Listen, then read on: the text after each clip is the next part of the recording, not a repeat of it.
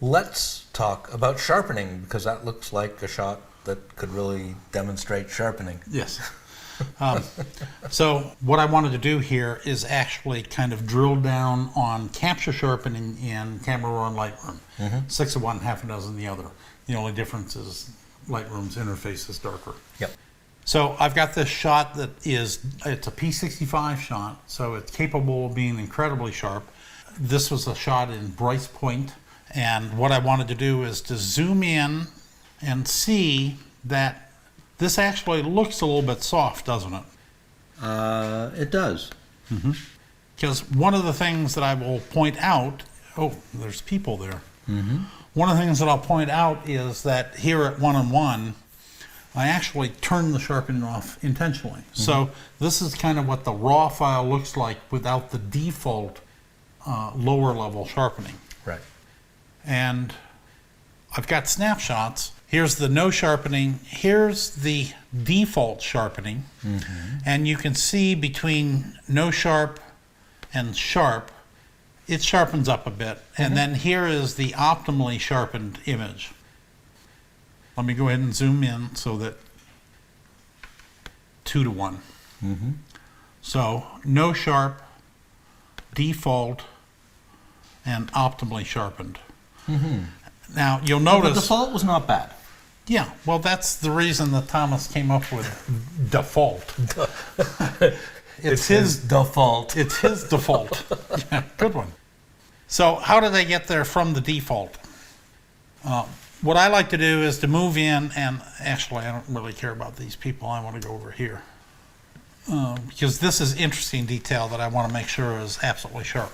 So just going down in the detail panel, the amount of sharpening is a volume control. It does the sharpening and the luminosity data only, not the color. It used to be, when we used to do sharpening manually in Photoshop, we'd go to lab mode, choose the luminance channel, and just sharpen the luminance channel. Yeah. Similar, but slightly different. But yeah, that's the the fundamental idea. concept. Then the radius is the distance on either side of an edge, and what sharpening is really increasing the apparent contrast of edges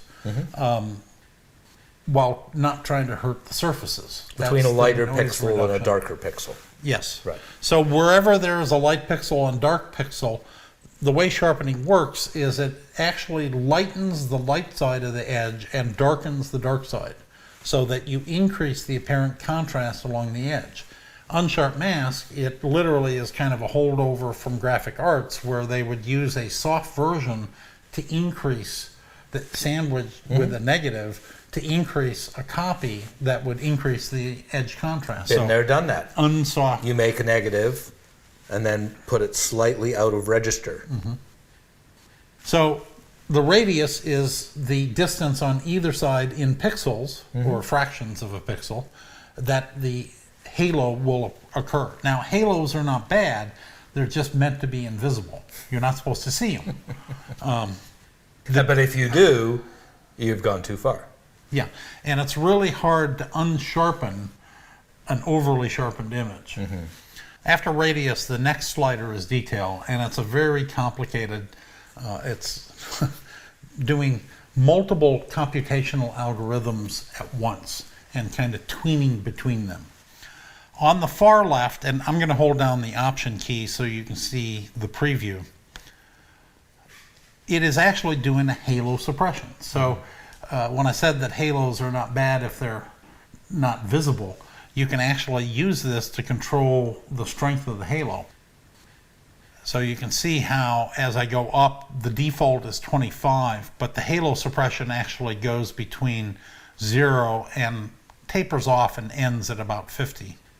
Above 50, it has a special sharpening that is not unlike the lens blur sharpening in Smart Sharpen in Photoshop. It's actually a deconvolution sharpening algorithm. And what deconvolution is really used for is, for example, do you remember the Hubble Space Shuttle? Yeah, with a misaligned mirror. Well, it was the wrong focal length. It wasn't just misaligned, it was, oops. But what they were able to do, since they knew the exact alignment or the mistake that they made, they could computationally figure out a point spread function to basically resharpen and take the blur out. And that's what the detail panel is doing at 100. So if you see as I'm going up, it gets very apparently crunchy. And you can see here, I would argue that this is too high. Yep.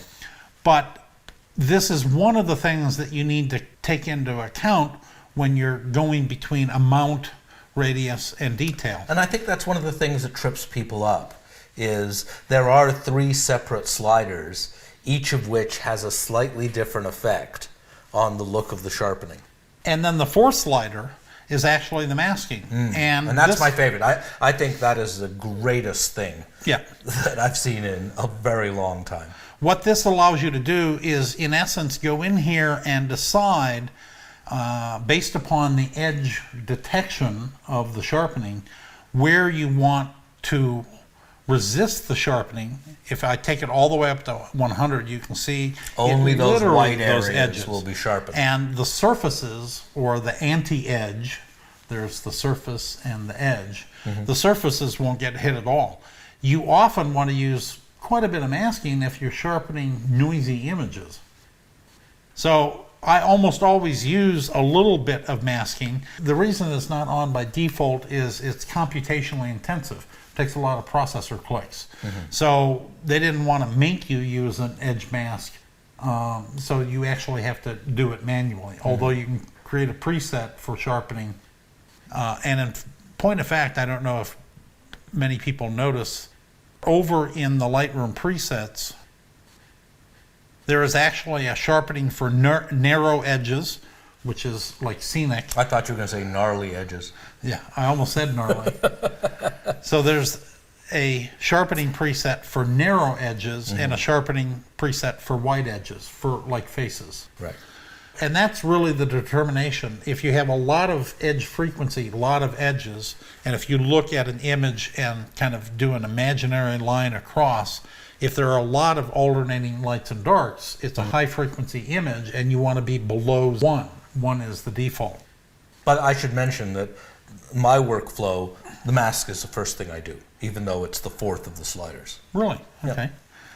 Interesting.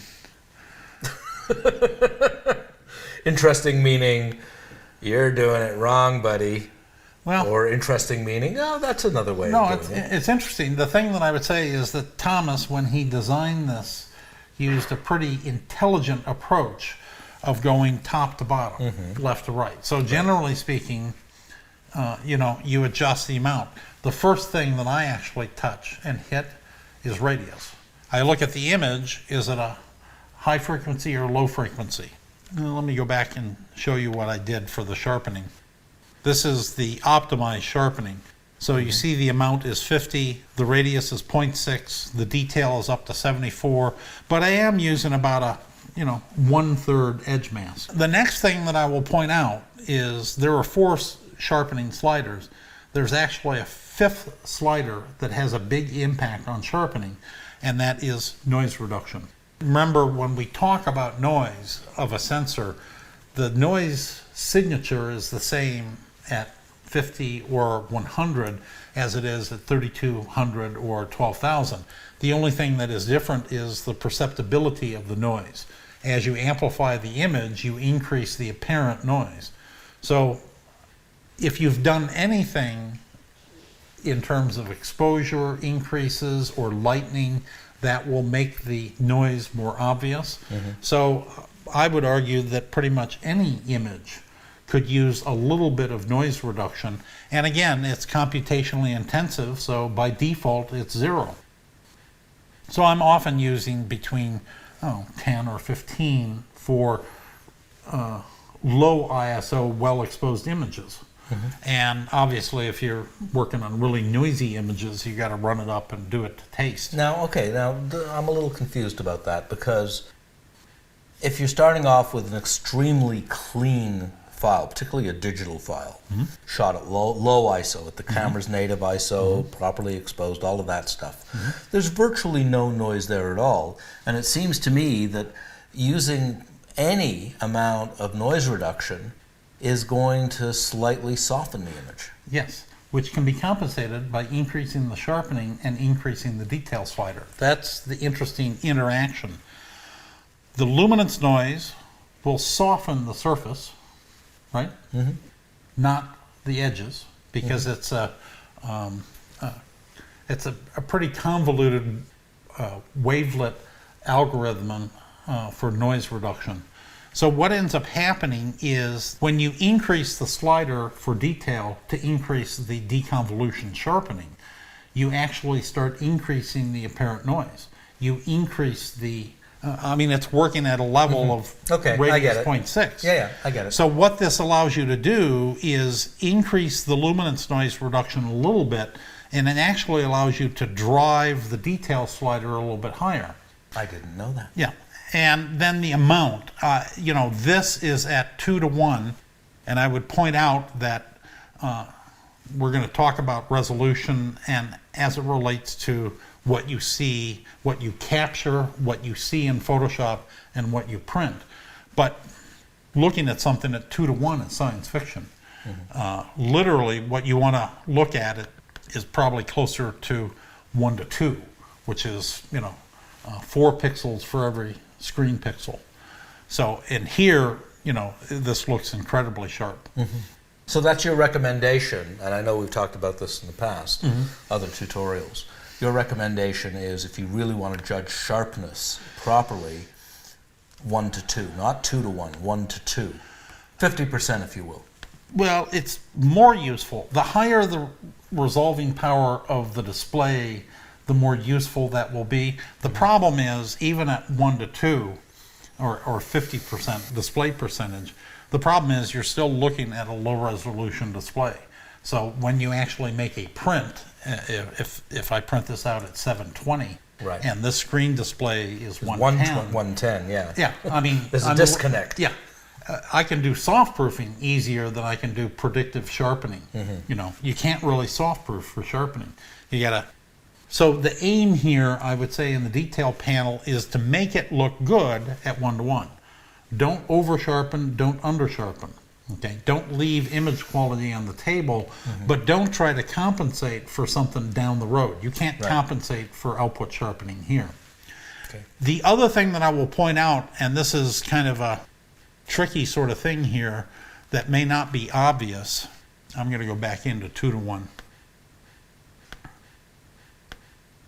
There is an ability to override the sharpening in the local adjustment brush. It's not, I wouldn't call it a creative sharpener, but it's a way of overriding the sharpening that you did in the detail panel. So looking at the sharpness slider, basically what the sharpness slider is between 0 and 100, it actually takes whatever your detail settings are in the detail panel and amplifies it. So it actually increases the amount. So if I were to paint in a plus sharpening, you can see that it's the same as increasing the sharpening. I'm not exactly sure on the 1:1 relationship, whether adding 50% here is adding what numerical value, but it is literally a way of painting in an increased amount. And that's one of the things that you want to be careful of when you do sharpening. There will be some areas, particularly low frequency areas, that you may want to increase the sharpening on locally, and you can do it this way. Well, I use this on a portrait for the eyes and the eyelashes. To increase the sharpness.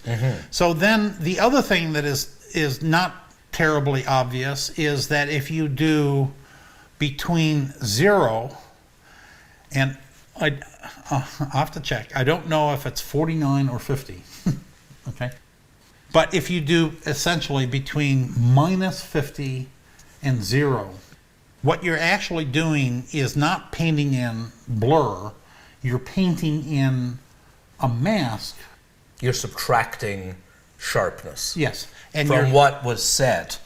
Correct. There. So it's in effect, if I do this, you can see that it is actually going back to it's reducing the amount of the sharpening. Yep. I sometimes do that again on portraits to soften the skin a little bit, So then, if I haven't masked enough. yeah. So then the last part is between 50 and minus 100, it's actually doing a blur. You can see it's kind of like a lens blur filter in Photoshop. So you can use that actually. This is the creative sharpening component of the whole sharpening workflow in Lightroom and Camera Raw. Now, you got to be careful. Looks like there was a big thumbprint on your image. Yes. I'm just going to get rid of that pin. You like the little animations? I love it. So the bottom line here is that when you are looking at your image at 1:1, you really want to get the image as optimally sharp as possible. Yep. If that is hurting some area in the image, and in particular, the demosaicing process of taking red, green, green, blue interpolation adds some kind of imperfection or imprecision, particularly on strong diagonals where you get aliasing and stair step or circles. And sometimes you can get the sharpening optimal for the entire image, but there'll be a couple of places where, okay, it kind of doesn't look right. So then you can go in and literally paint that away. Okay. So that's really the... That's helpful. I've learned a few things. Okay, that's really the capture sharpening component, mixing in a little bit of creative. No, that's good. And then we, in the section on printing, or the print dialogue, we've talked about output sharpening. Yeah, that's so those the third are, component. Yeah. Excellent.